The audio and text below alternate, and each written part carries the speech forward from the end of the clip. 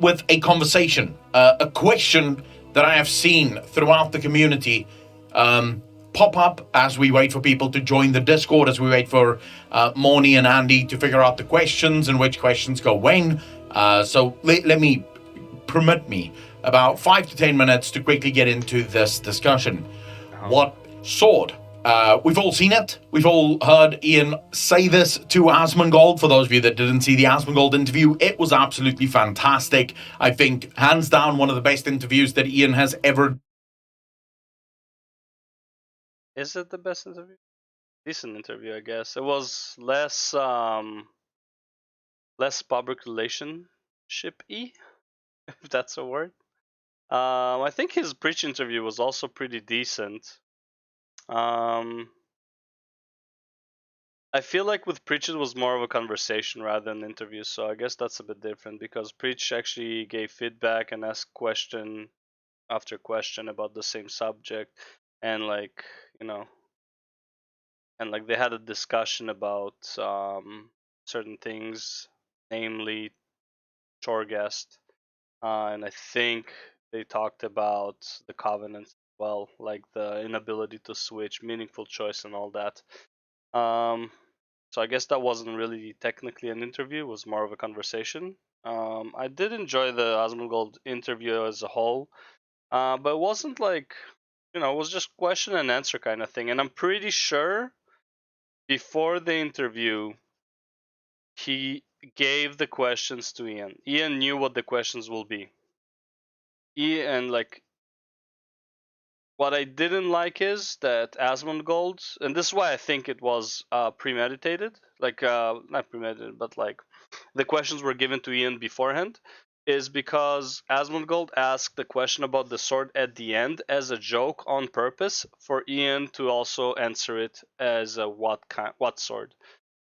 If, in my opinion, what's with the sword should have been one of the primary questions, even though it's not about Dragonblade, but it is about WoW. And obviously Ian would not be able to answer it, therefore they decided to make it as a joke, and that's why I think it was the questions were given to Ian beforehand. The question about the sword was given, like, obviously to everyone at least a day before, when Asmongold announced that he's going to be interviewing him. But yeah, anyways. Done because he felt like a real life person rather than, a puppet with PR's hand up his ass. It felt like this was a real conversation, and Ian had some really cool things to say about the about the questions that was asked. So all in all, good conversation. Of course, the final question was about the sword, and Ian sort of went, "What sword? What are you talking about?" This since have been retconned, so Ian's answer have been retconned. Steve Denuser did come out and did speak about the sword and said that there is a plan for the sword. They do have a story for the sword. The sword isn't over. For now, though, the sword is not their focus. And that's really what I wanted to talk about today. And it sort of goes into a larger conversation around things that is wrong with World of Warcraft storytelling, and this has been wrong for a long time. As I go through, like, in my opinion, it's fine that they held off on the sword, but in my opinion, they shouldn't do Dragonflight before the sword story. In my opinion, it should be BFA leading, sure, maybe into Shadowlands, though honestly, Shadowlands should have been delayed. Shadowlands should have been more of a build-up. Sylvanas disappears, and there are hints, and throughout an expansion, we trying to figure out where she went, and eventually we find out she went to the Shadowlands, and then we also go there. Obviously, that's not how it went, because she obviously blew up the fucking skybox in ICC, and then everyone went to the Shadowlands. But I feel like they should have built up the Shadowlands even more, and the sword should have been played on a lot more during BFA. BFA actually didn't touch the sword almost at all. Aside from like gathering Azerite from random places in the world, the whole BFA did not, like, the sword part we didn't really touch, aside from like, oh, here's Azerite, but then we got Azerite from everywhere around Azeroth, so it doesn't even matter. This, many of you are going to be able to think of similar examples of where things like this happens, and it kind of leaves the player base with this sort of what the fuck is going on actually. The story of World of Warcraft very rarely follow realism, insofar as, and I'm not saying that they should have realistic stories. What I mean is there should be a psychological realism to the flow of a story. Yeah. Imagine on Earth if a giant suddenly stuck a sword into the Earth. Do you find it in any way, shape, or form possible that 10, 20 years would go by with nothing happening around that sword? No one claiming it, no settlements shooting up around it, no events taking place around it. To be fair, it hasn't been that long, even in game time or in our time. In game time, it probably hasn't even been half a year since the events of BFA, in my opinion. Like, I'm pretty sure it hasn't even been like maybe a year at max, including Shadowlands. It has been like a year as far as the events go. Pretty sure there are camps of goblins and gnomes around the sword, so it's something. But I mean, I understand his point, which is like it should be a much bigger deal. There's a fucking sword in the fucking world that is bigger than the fucking planet. Hello? I think this takes precedence. I understand his point. But like technically there's something happening around the sword throughout. In my opinion, there should be more, obviously, but to say that there's nothing is a bit not honest, I think. Do you not believe that someone like Disney or, you know, another company might turn it into a theme park, something to that effect? Or perhaps our scientists will be studying it and trying to figure out how do we remove it? You know, what are we going to do here? Of course, that's exactly what's going to happen. There's going to be, let's say, for example, we put our scientists on this to actually remove the sword. No, the scientists would first try to mine or like try to figure out what the sword is made out of, because this is an alien object. And then they would try to research if they can do weapons from that. Taking out the sword is, I would say, a very small priority, because if you take out that sword, it falls sideways. And then what? You're gonna squash a whole lot of people. So I don't think taking out the sword is necessarily the best idea. I would say breaking apart the sword is probably the best way to go about it, if anything. It's going to be a sort of maybe multi-year project, maybe a decade-long project, and then eventually we'll start doing the plans to excavate the sword, maybe breaking it down and then removing it bit by bit. Something to that effect. But it's not going to be nothing happens for a decade and then one day we decide, fuck it, let's do something with the sword, let's remove it now. That's exactly what's going to happen. That's exactly what's going to happen with the story. We all know it. That is exactly what's going to happen. After Dragonblight, or maybe the expansion after that, they're like, you know what? Yo, there's a sword in Silithus. Let's see what's going on there. And then the whole expansion revolves around the sword, which obviously it won't, because Blizzard can't keep an expansion going around the same subject ever. So the problem with Blizzard stories is that's exactly what so often happens. Smart man. Nothing will happen with the sword until, say, 11.0 or maybe 11.1 or maybe even 12.0. But then suddenly, it's just all going to happen at once. So in a single patch, we'll have a crap ton of quests around the sword. And then at the end of that patch, we'll remove the sword. Or maybe stick the sword deeper in. Whatever the case may be, but something will happen with the sword. And Azeroth it does sort of... I say Azeroth will absorb the sword. We will never deconstruct the sword. I'm 99% sure. Okay, two possibilities. I'm 60%, 40%. 60%, I am sure that Azeroth is just going to absorb the sword. Or something like that. 40%, they're going to bring back Sergeus, is going to take out the sword. It's annoying. Because... you know that that's not how it would happen. You know that for any good story to happen, there would have been maybe small little world quests around Silithus. Maybe every once in a while you'll be... Sargeras or any other Titan, I think one of them is still alive. I don't know. but another Titan being can take it out. Saint there. Maybe every patch there'll be a Maybe small Void Lord. quest line that sends you back to Silithus to do something quickly before they go back and crunch the numbers because they're not quite sure what any of this means. So slowly but surely over time things will happen around the zone until the ultimate. Okay, it's all done now. Apocalypse used the word last night, and I can't remember for the life of me what he called it, but it boils down to a breathing, living world. World of Warcraft so often doesn't have that. There is no breathing world. So when players say, "What about the sword?" what they really mean to say is, it doesn't matter if there's a story that's going to happen with this sword 2 or 3 or 4 years from now. What matters is that something has to happen with that sword now. Even if the something that happens to the sword isn't the end of it, something needs to keep happening with the sword. But yes, I agree. It's such a massive event. It's more than a cataclysmic event. This is like a world-shattering event, and there's nothing happening. Yes, there should be stuff happening around the sword all the time. For all I care, there should be a random world quest, one of 3 world quests in that zone for something dumb, just so there's like something. so we don't deal with the sword yet. We want to be part of the solution to the sword, which is often what doesn't happen in World of Warcraft. We are sort of called in at the end or the tail end of a story.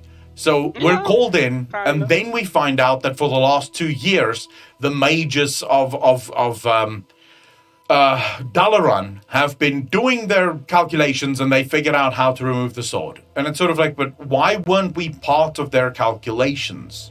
Why weren't we let in to the process of their calculations? Maybe we're saying to collect some soil samples for them to test and do magical tests on. Maybe we're saying to kill a boss that's inside the sword or some shit like that. We're there and we see the story unfold, and then when the penultimate end comes, we were a part of the entire solution from the beginning.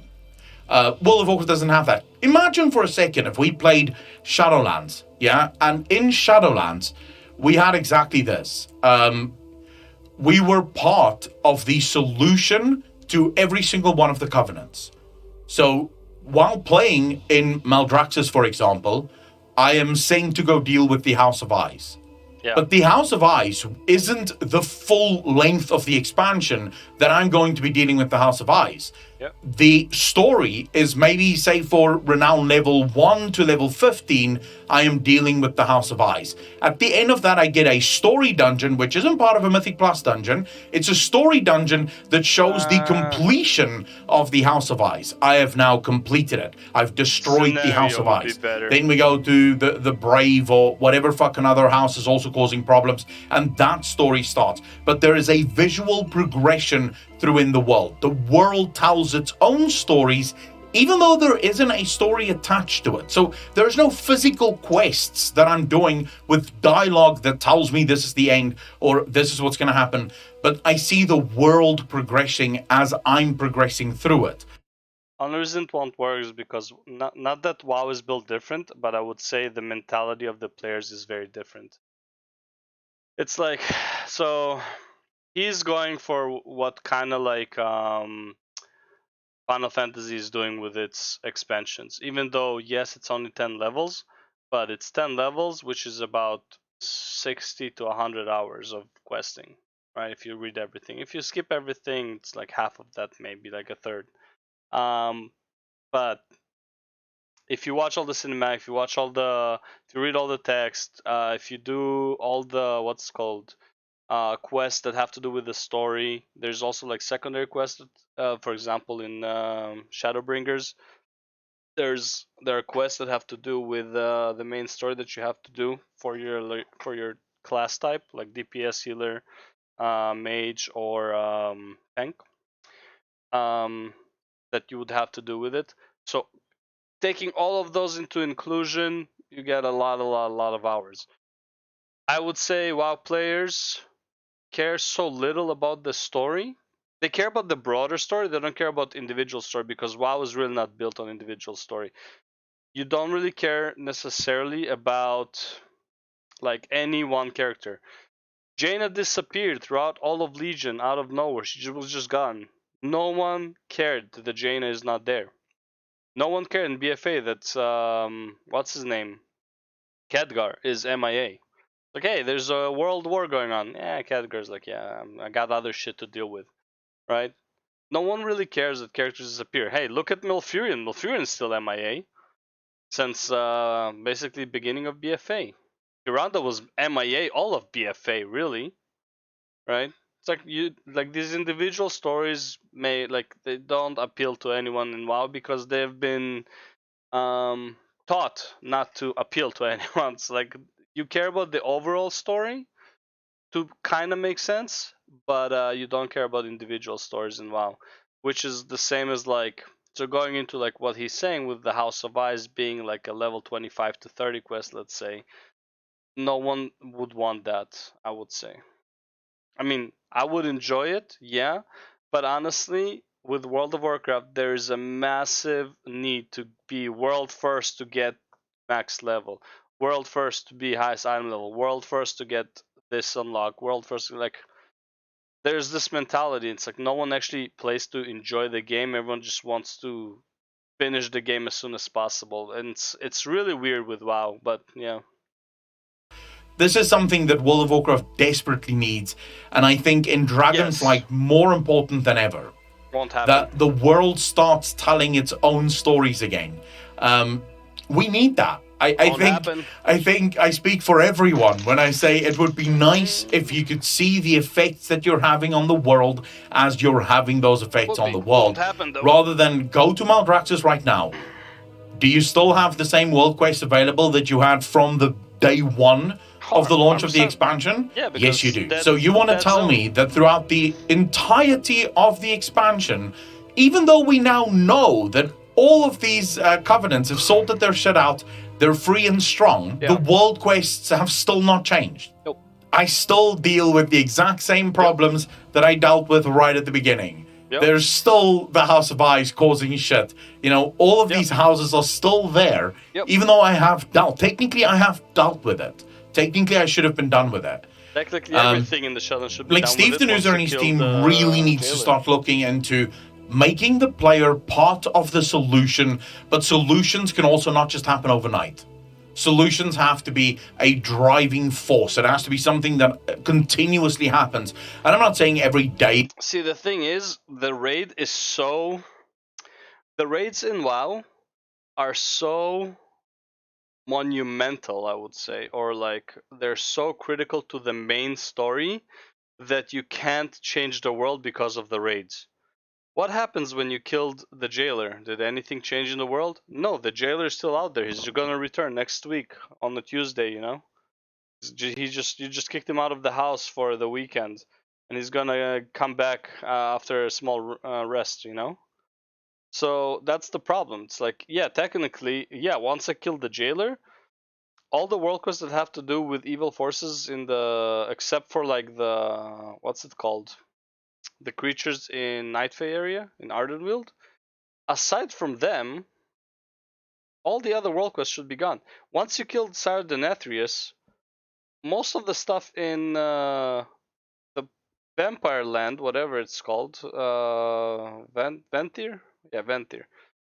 No, Ventir is like the race or whatever. And anyways, in there, like in that zone, all of the world quests should be pretty much gone once you killed Denetrius, right? Because that's it. There's like, why would there be anyone siding with Denetrius? He's defeated. No, because he comes back on Tuesday, and that's the main problem. All the raids are connected to the main story, and you can't just like change the world because of it. So yeah, obviously you would still have these problems with the world quests. There should be like a change in the world. You could do it patch by patch. You can have it where every single patch there is a visual sort of movement. Either a zone gets visually worse or a zone gets visually better. But this should be in the game. The world should be livable, should be breathable. It should look like a world.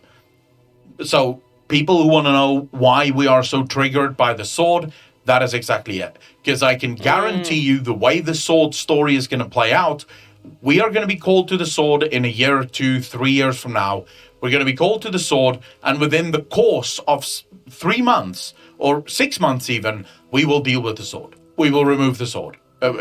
How that happens, no one knows, but it will just suddenly happen, and then the sword will be dealt with. And those stories are incredibly frustrating to someone that actually cares about Lauren's story. So that's my rant for the start of the show. For those of you that come here only for the rant, that is my rant. And with that, I think it's time that we get into the Q&A for tonight. I mean, the problem's obvious. The solution isn't. I would say that's the. I don't think he offered any real solution or any valid solution. That's the main issue. I like the video. I like what he says. It is a massive problem with the world, but two main problems is I don't think the players care enough about that stuff. They only want to do like the content itself, like the end game content, and really no one cares about the leveling. Does anyone know the story of Vol'dun in BFA? Everyone just hated the zone because it took forever and you had to run back and forth like crazy. No one was fucking reading the story. I know some of it to an extent, but no one really cares about the story in WoW, right? It just has to kind of make sense, so and you don't have to think too hard about it. Everyone just wants to be done with the story. So having the world, like, and the thing is, it's like most of the stuff in the story is very like meh, whatever. It's a small thing here, a small thing there.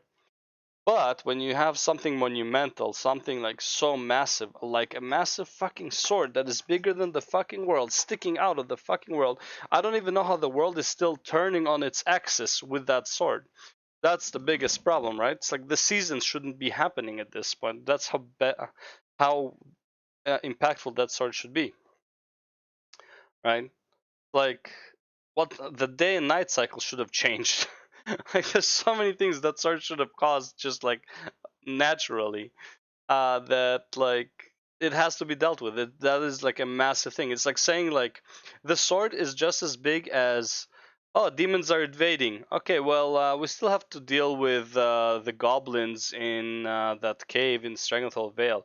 No, bro, your world's about to end. The demons are fucking invading. You gotta do something about it. I still gotta deal with those goblins though. Like I gotta we'll leave that for like something will happen into expansions. We have a story building up, but for now, deal with the goblins. Like it doesn't make any sense, right? It's like it's a very big event, and we're not doing anything about it.